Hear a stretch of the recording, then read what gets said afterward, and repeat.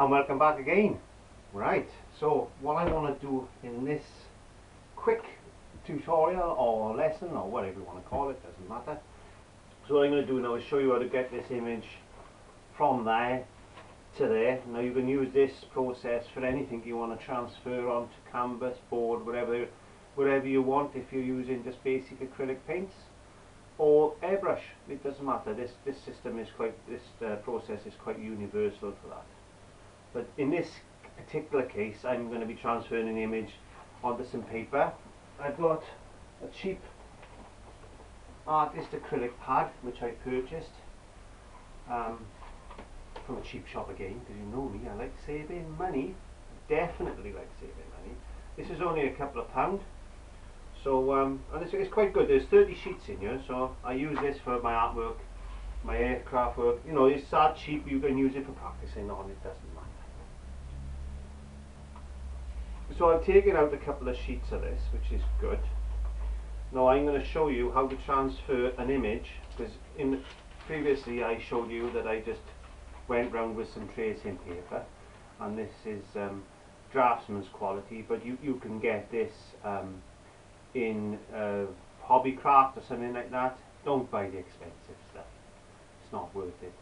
You can buy their own make for this, and it's only a couple of £, so you know, don't go spending loads of money. I don't believe in it myself. I'll show you how to transfer this image to there, and I'll show you what I'm going to do with that to make a stencil.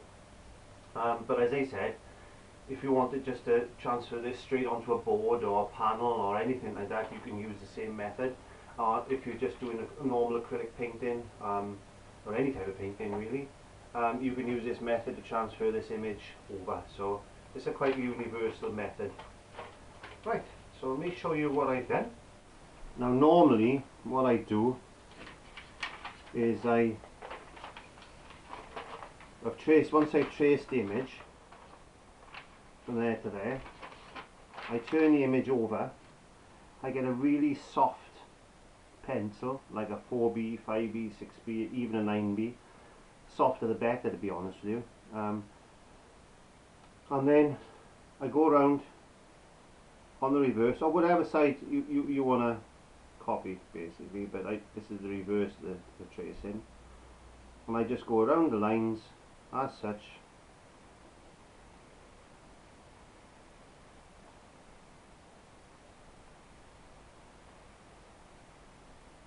And there we are. So all I've done on the reverse, I've gone over the line, the tracing, with a soft pencil, and basically what I've done is I've made myself some tracing paper. This is what they call trace down paper. Okay. Now when I turn the image over, I'll do it this way for you. There's my skull. So I'll position that roughly where I want to. And what I'm going to do then is I get myself a little bit of low-tack masking tape. If you haven't got any low-tack masking tape, use normal masking tape, but put it onto your clothes. Just do that a couple of times, and that lowers the tack down.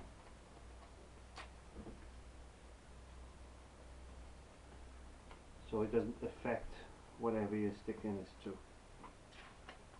That's a good little tip. What you need to do then is get yourself a HB pencil or something like that. Don't make sure it's not too sharp, because you don't damage the tracing paper or whatever you're tracing to, especially if it's a canvas. So you want it reasonably blunt. If it has got a bit of a point, just do a bit of that to it. And then you continue then pressing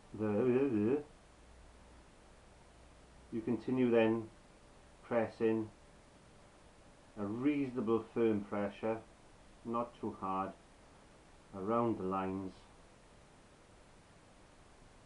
to trace down the image. So you can lift the side, just give it a little flick like that to see if you've missed anything, and remove, once you've traced completely around the image, remove your masking tape off gently. Now you might be thinking, God, God, that's a long way of doing something, but the reason I do it this way is, one, because that's how if I wanted to trace an image down onto a canvas or hardboard panel or canvas panel, then this is what I would do. But I also want to keep the skull, and I want to keep the tracing of the skull. Now there's nothing stopping you, which we'll cover in a minute, just using a paper template, but I do it this way because this is the way I like to do it, and I like to keep things. So that's what you end up with, which is your copy of that. So you traced around it, put a bit of graphite on the back, and then you traced around the image then, and you can see I've missed a little bit there, but we'll put that in. So you just check the image then, and you can go around it like that. You can go over it with a permanent marker if you really wanted to, it doesn't matter. But I'm doing it like this for a reason. Okay, so that's the first stage, I think, or second stage, I don't know, whatever. What I like to do then is I'll redefine that now, so I won't bore you with that. Okay, I forgot I was doing a stencil and I started drawing it. I get a bit carried away sometimes. But I want to laminate this now, and I'm not going to laminate it with a laminator, which you could do, I suppose, I don't know. But I got some of this stuff that I showed you earlier. It's like a frisket film it is. Now, we need to cut that to size, so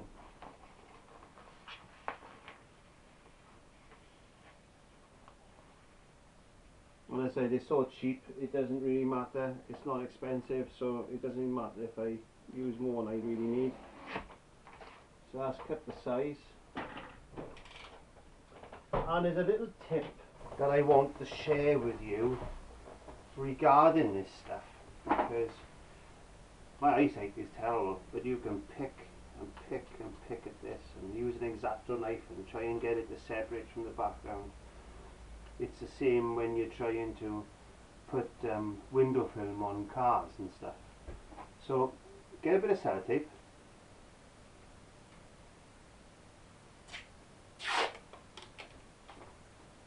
stick it to the corner, and then pull back, and there you go. It's as simple as that. Now you can always turn the edge over slightly if you let it go, so you can get at it again. But that's that tip. Now we need to put this in place.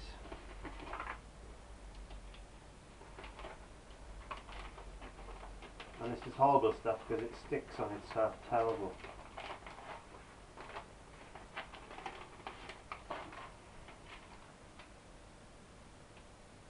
So being gentle, because this is going on paper, it's going to instantly attach itself. And then get a section in place, and then just roll it, pull the paper back, and then smooth out as you go.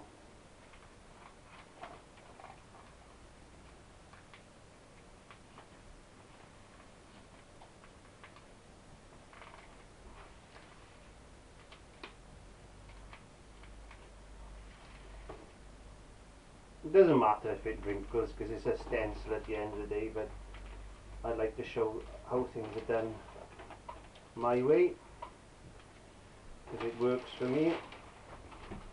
I know what I say. If it works for me, then I'm happy.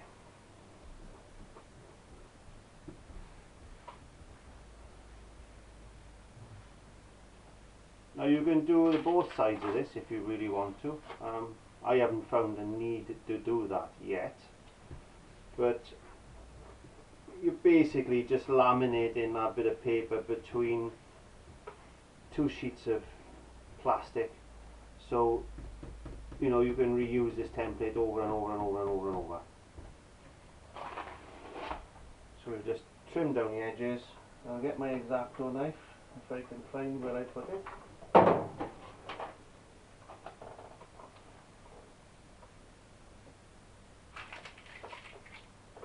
then I'm going to proceed to cut around the skull itself before I work on the inside details. So once we've done that, Mr. Ed, the skull, comes out, and we're left with a nice little template there, so we can just spray that with a bit of paint, and we can also use this as a mask as well.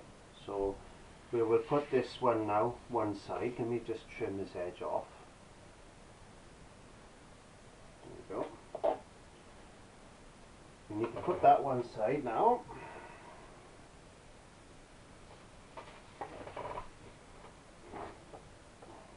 And we have a look at Mr. Skullhead itself.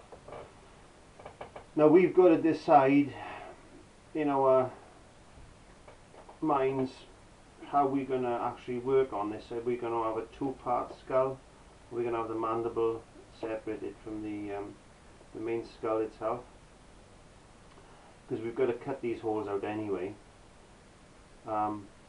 So what I'll do, I'll go ahead now and start cutting this out, and then I'll show you how I've done it. Okay, trust me on this one. This is going to take a little bit of foresight on your part as an artist. I don't care where you need to pull on those resources, whether you've airbrushed obviously a little bit or not. But also if you've got any skills in drawing or painting, you need to know how to break this image down. I've broken it down in the way I think it's going to work, so that's what I'm looking to reproduce. So that mandible has got to come away first, so I decided to break this down in sections. So I've cut around there and I've removed that. That's our first part. I then went ahead and then cut out the mouth, the shadow. So we don't discard these, we can keep these, okay, because we might need to use them as shields later on. I then looked at the image and I thought, okay, so we need to remove the eyes, the nose cavity, and the other eye obviously. So that left me with that. There you go. But the teeth as well, I decided to move a little bit out of there. So that's just going to give me the little bit of shadowing to get started on the teeth, because I think the teeth are going to be my hardest challenge to make this skull look realistic. There is a bit of an indentation there. I think that's around about the temple area. So and all these lines, you don't have to cut them out. We can just work on these. We can spray that down as just a very light shade, and then it'll give us a template to work from, and we can work on the details later on. We could cut these teeth out, use them as shields, but we'll see. I'm not going to cut any more out of that now. That's necessary. So we'll proceed now to the board and start doing some airbrush work. So we need to put him safe. But if you don't want to do all that, then obviously there's nothing stopping you just cutting out from your photocopy or your print, such as that, doing exactly the same thing as I've just done, and using this as a paper shield then. But once you've done that, you're going to need 4, 5, 6 copies maybe. But it's discardable then, and it's no longer of any use. It's not going to be able to reuse that. Whereas the method with the laminating the paper, again, it's all inexpensive, so it's not costing a fortune. I get to keep these, you know. Like I said, I could laminate both sides, but at the moment I haven't found any need to do that. And you can make all your own stencils in that way. So there we are. that's how I make my stencils for airbrushing. That's how I transfer my images down to canvas panels or boards or whatever I decide to do if I'm doing normal acrylic painting. And that's just one of many different processes. And I've showed you the other one. You can just use paper templates. You know, at the end of the day, use your initiative, and whatever works for you, and that's the most important thing. And do it as cheap as you possibly can, because nobody likes spending too much money. Always put things away so you know where they are next time. And I've got a little bit of OCD as far as that's concerned, but at least I know where my equipment is. And that's it. So the next stage now is we'll be transferring this up onto the easel, and we'll get the airbrush out. So I've got my large one and I've got my small one now. So we'll practice on that one first, and then we'll move on to the more complicated one and see what we can produce. We've got nothing to lose and everything to gain, and that's all it is at the end of the day, is practice, practice, practice, practice. I keep saying this, practice, practice, practice. So, thanks very much for watching. Please subscribe if you haven't already done so, and for those who have done, then thank you very much.